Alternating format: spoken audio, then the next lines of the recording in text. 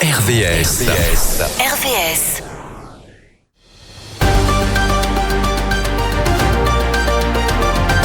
Émission spéciale élection municipale sur RVS. Les élections municipales sur RVS, et particulièrement aujourd'hui à Évreux, vous le savez, un point commun avec Rouen et les candidats que nous avons déjà accueillis, c'est qu'ils sont 8, du moins ils étaient 8 à s'annoncer sur la ligne de départ. Alors qu'à Louviers et Bernay, que nous couvrons également, vous le savez si vous nous suivez, ils étaient 4 et parfois ils ne sont plus que 3. Petit rappel concernant notre ligne éditoriale, c'est important de le souligner, car nous nous différencions de la plupart des autres médias. Ce qui nous intéresse, c'est le candidat. Ce sont ses valeurs, son engagement en politique, mais aussi sa liste et son programme. C'est-à-dire que les polémiques entre les uns et les autres, vous pouvez les retrouver sur d'autres médias. Ils le font d'ailleurs très bien. Évreux, donc aujourd'hui, en compagnie de Eugénie Petitjean pour la liste Évreux rassemblée. On va y revenir. Eugénie, bonjour. Bonjour Michel. Merci de nous faire la gentillesse de passer à ce micro. Merci de m'avoir invité. Mais c'est la moindre des choses. On va parler un petit peu de vous. Tout d'abord, certains vous ont classé de néophyte en politique, mais l'est-on véritablement quand on baigne dans un milieu familial qui a quasiment toujours parlé de politique à table? J'en veux pour preuve vos parents, une maman, Catherine, conseillère municipale d'opposition à Évreux, conseillère générale de l'Eure et députée de l'Eure, un beau papa, Jean-Pierre Nicolas, qui a été conseiller régional de Haute-Normandie, on disait la Haute-Normandie à l'époque, député UMP de l'Eure et maire d'Évreux pendant une année. Et puis vous, Eugénie, je n'oublie pas votre expérience professionnelle à l'Assemblée nationale et dans diverses collectivités d'Île-de-France. Finalement pas si néophyte. Tout bien réfléchi. Tout bien réfléchi. On ne parlait que de politique à table.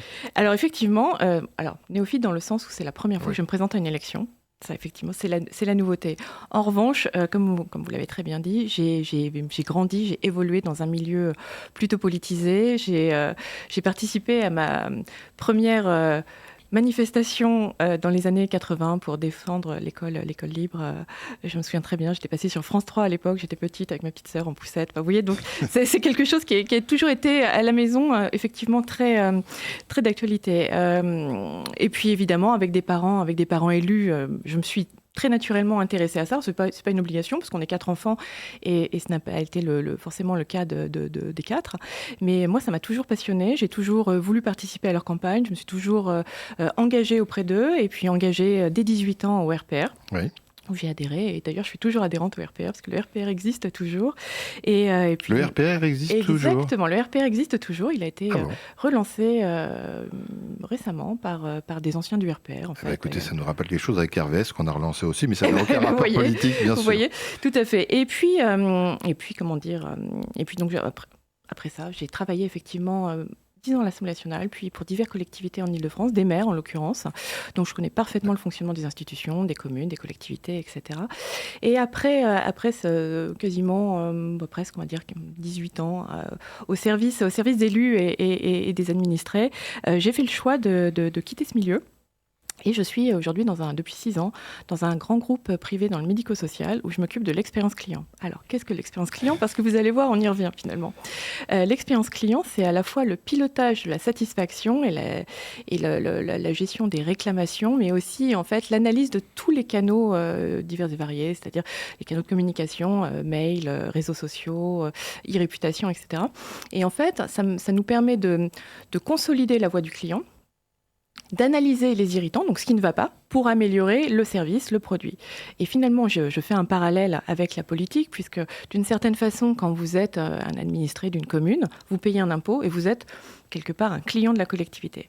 Et à ce titre, vous voyez, moi j'ai fait donc je considère qu'il y a effectivement un parallèle, et j'ai fait un questionnaire de satisfaction en octobre qui a été distribué dans toutes les boîtes aux lettres. J'ai eu à peu près 400 retours. Ça m'a permis d'analyser un petit peu les besoins, les envies, ce qui n'allait pas, etc. Et mon métier m'a aidé pour contribuer, ça a beaucoup contribué, à l'élaboration du programme. On a affiné le programme.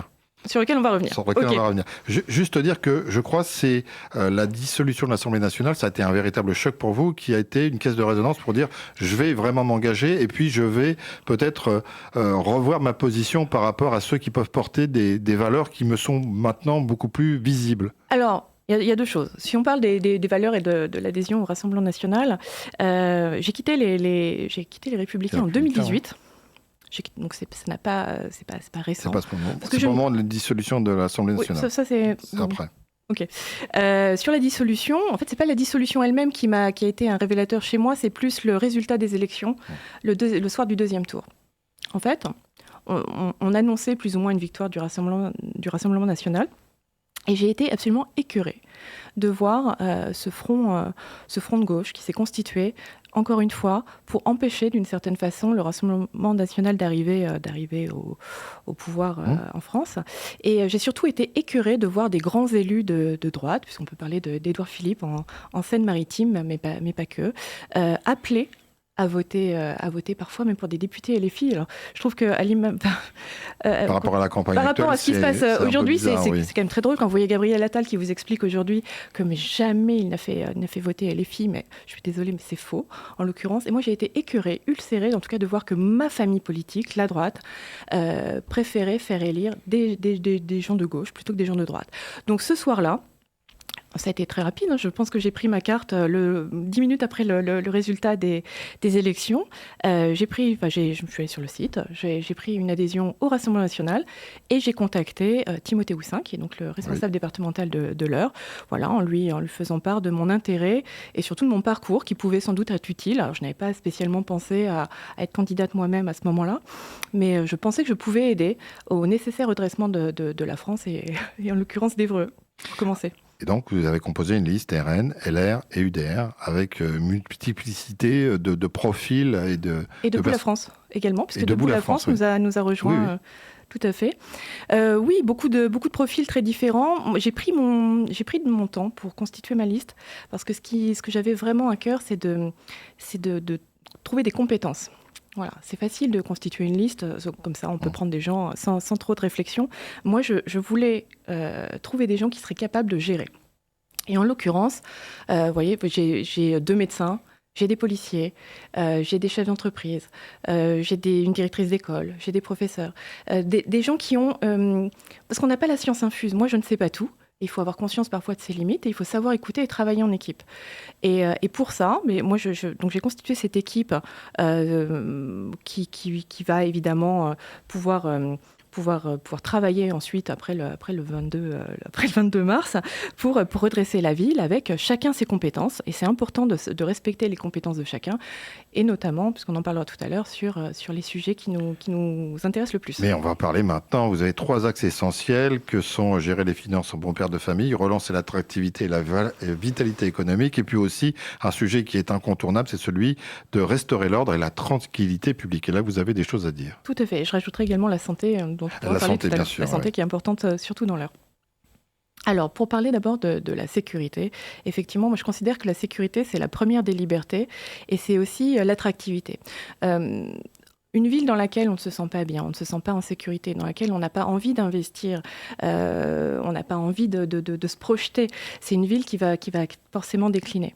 Et je pense que restaurer la sécurité, parce que tous les sujets sont interconnectés, selon moi, et restaurer la sécurité, c'est la chose la plus importante à faire dans un premier temps pour à la fois rassurer les familles, donner envie à des familles de venir s'installer dans la ville, donner envie à des entreprises de venir investir dans la ville. Oui, c'est associé à l'attractivité du territoire. En fait, tout est associé. La sécurité, c'est la clé de tout. Mais à ça, parce qu'on ne peut pas se limiter à la sécurité, évidemment, il va falloir travailler sur d'autres sujets qui sont la santé.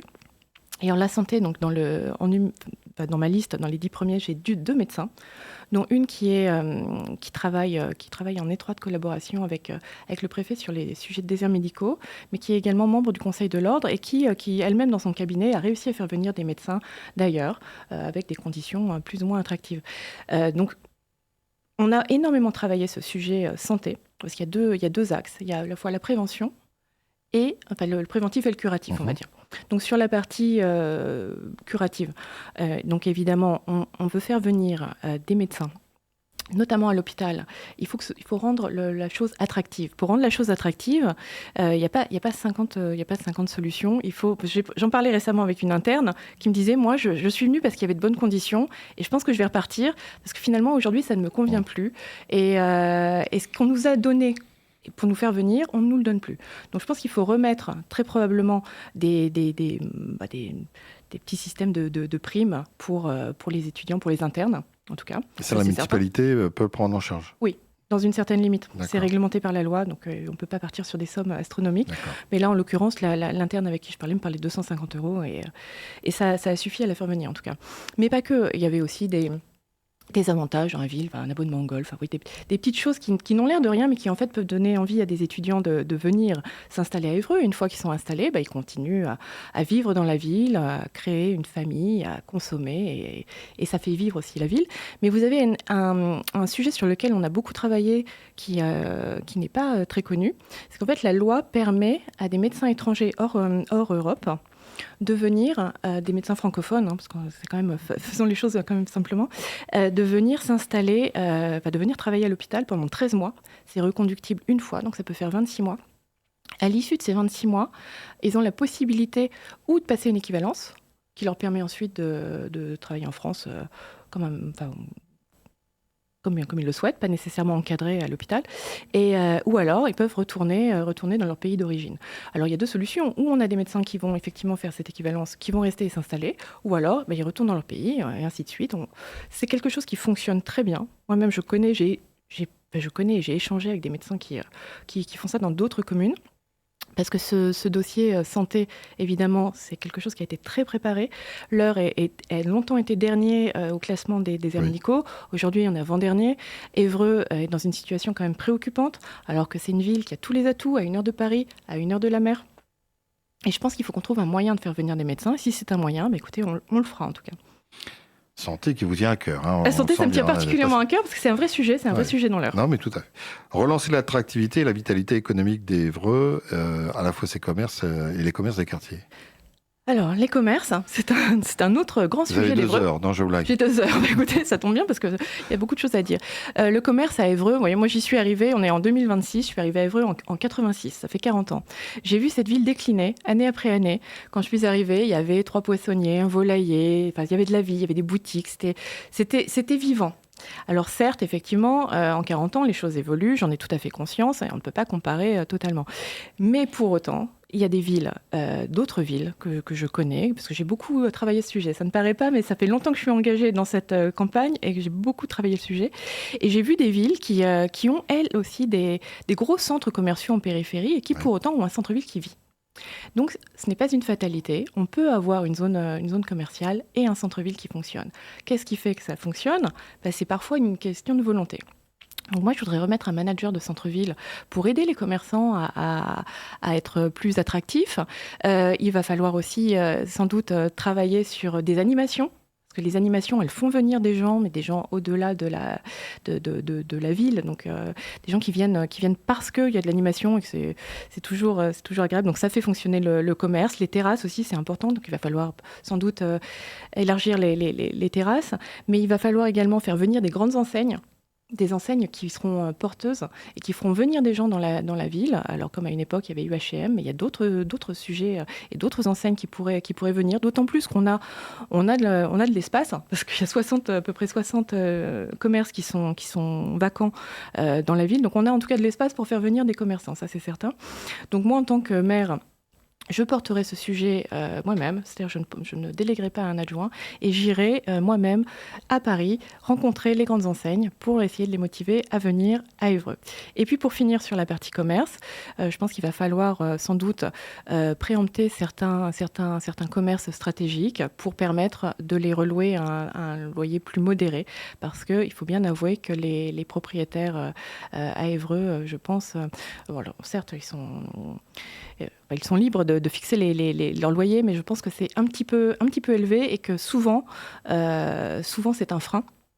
On a des commerces qui sont vacants depuis des années, mais quand on voit le montant du loyer, qu'on réfléchit un petit peu, alors si on prend un salarié, si on veut se verser un petit salaire soi-même, il faut sortir un chiffre d'affaires qui est tellement astronomique que je pense que beaucoup renoncent.